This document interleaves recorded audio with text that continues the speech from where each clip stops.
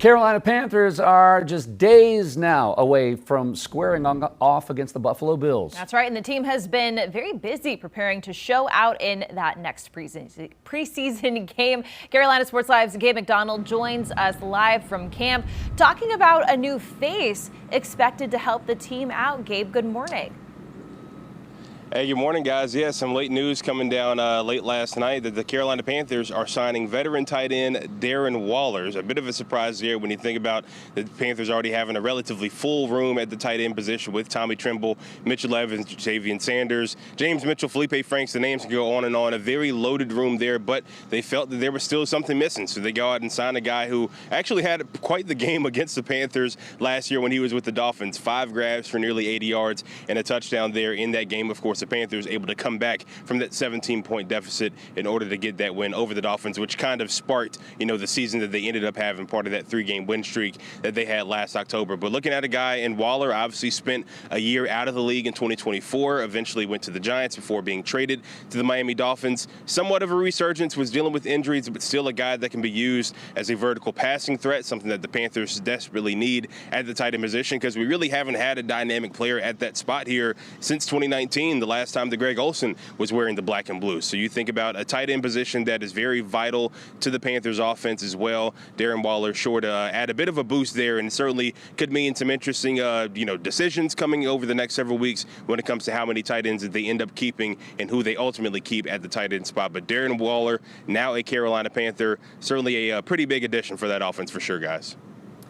Gabe, what do you think the mix is going to be between veterans and some secondaries, some of the second-string guys that are going to be playing against Buffalo this Saturday? What's that mix going to look like, you think?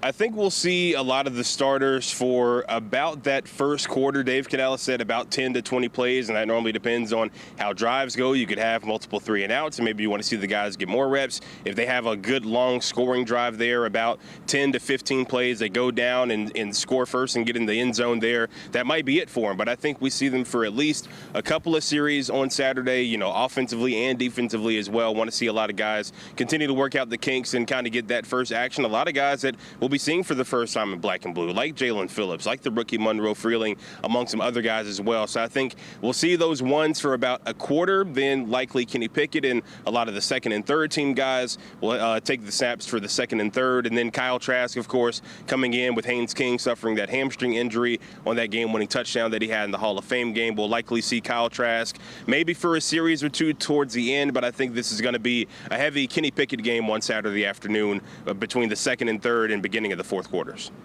Okay, Gabe, we like to project, right, what we think is going to happen, kind of read the minds of the coaches here. But what would you like to see? What do you need to see from this game against Buffalo to kind of give us a little bit more confidence going into regular season?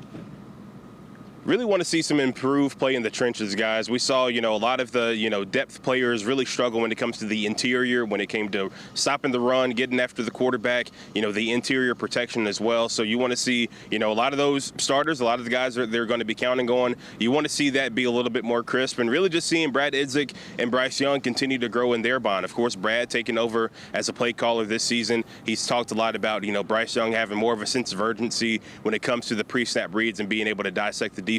You want to see that continue to grow even more. So just seeing them kind of operate in more of a live setting when he comes to calling the plays and the communication, that's going to be one of the main things that I'm looking at this weekend.